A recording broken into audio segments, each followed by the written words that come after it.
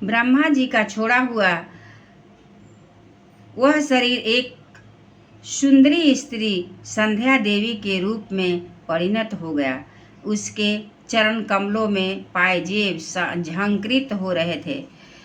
उसकी आंखें मतवाली हो रही थी और कमर करधने की लड़ों से सुशोभित सजीली साड़ी से ढकी हुई थी। उसके उभरे हुए स्तन इस प्रकार एक दूसरे से सटे हुए थे कि उसके बीच में कोई अंतर ही नहीं दिख रह गया था। उसकी नासिका और दंतावली बड़ी ही सुघर थी तथा वह मधुर मधुर मुस्काती हुई असुरों की ओर भावपूर्ण दृष्टि से देख रही थी। वह नीली नीली अलकावली से सुशोभित सुकुमारी मानो लज्जा के मारे अपने अंचल में ही सिमटी जाती थी। विदुर जी, इस सुंदरी को देखकर सब के सब असुर मोहित हो गए। अहो, इसका कैसे विचित्र रूप, कैसा अलौकिक धैर्य और कैसी नई अवस्था है। देखो, हम काम पीड़ितों के बीच में यह कैसी बेपरवाह सी विचर रही है। इस प्रकार उन कुबुद्धि दैत्यों के ने स्त्री रूपनी संध्या के विषय में तरह तरह के तर्क वितर्क करके फिर उसका बहुत आदर करते हुए प्रेम पूर्वक पूछा, सुंदरी, तुम कौन हो और किसकी पुत्री हो? मर्मा भामिनी, यहाँ तुम्हारे आने का क्या प्रयोजन है? तुम अपने अनुरूप का यह बेमोल सौदा दिखाकर हम अभागों को क्यों तरसा रही हो? अबले तुम कोई भी क्यों न हो, हमें तुम्हारा दर्शन हुआ, यह बड़े सौभाग्य की बात है। तुम अपनी गेंद उछाल कर तो हम दर्शकों के मन को मथे डालती हो।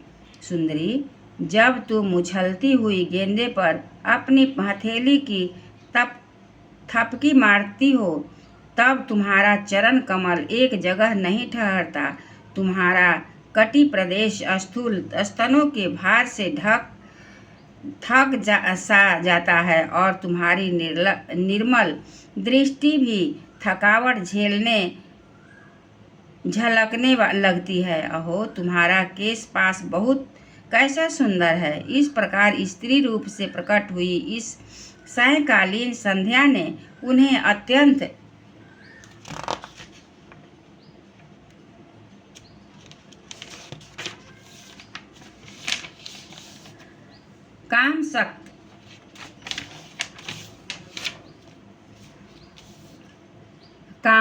कामासक्त कर दिया और उन मूढ़ों ने उससे कोई रत्न समझकर ग्रहण कर लिया।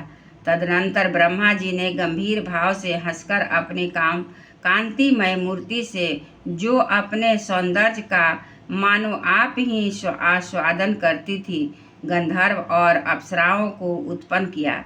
उन्होंने ज्योत्सना चंद्रिका रूप अपने उस कांतिमय प्रिय शरीर को त्याग दिया। उसी को विश्वावसु आदि गंधर्वों ने प्रसन्नता पूर्वक ग्रहण किया। उसके पश्चात भगवान ब्रह्मा ने अपनी तंद्रा से भूत पिशाच उत्पन्न किए। उन्हें दिगंबर वस्त्रहीन और बाल बिखरे देख उन्होंने आंखें मूंद ली।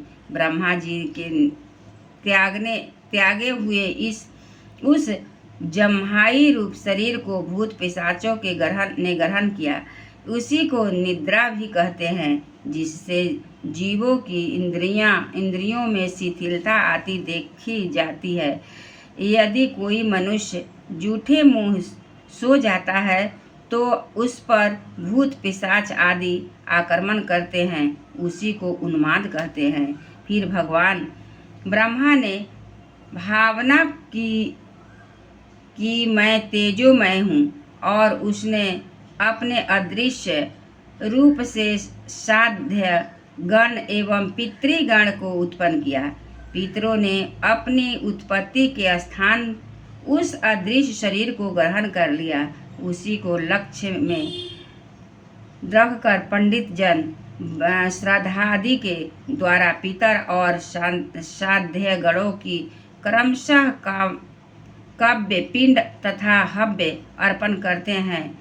अपनी तिरोधान शक्ति से ब्रह्मा जी ने सिद्ध और विद्याधरों की उत्पत्ति की और उन्हें अपना वह अंतर्धान नामक अद्भुत शरीर दिया। एक बार ब्रह्मा जी ने अपना प्रतिबिंब देखा, तब अपने को बहुत सुंदर मानकर उस प्रतिबिंब के से किन्नर और किम पुरुष उत्पन्न किए। उन्होंने ब्रह्मा जी के त्याग देने पर उन्होंने वह प्रतिबिंब शरीर ग्रहण किया, इसलिए वे सब उस काल में अपनी पत्नियों के साथ मिलकर ब्रह्मा जी के गुण कर्मादि का गान किया करते हैं।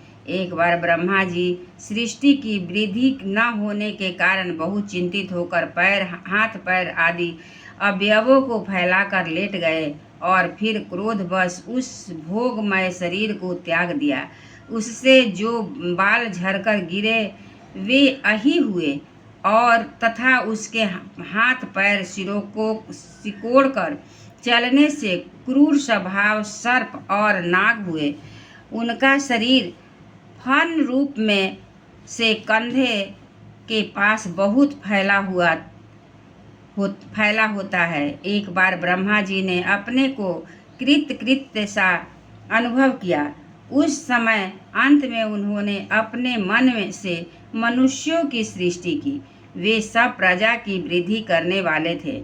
मनस्वी ब्रह्मा जी ने उनके लिए अपना पुरुषाकार शरीर त्याग दिया।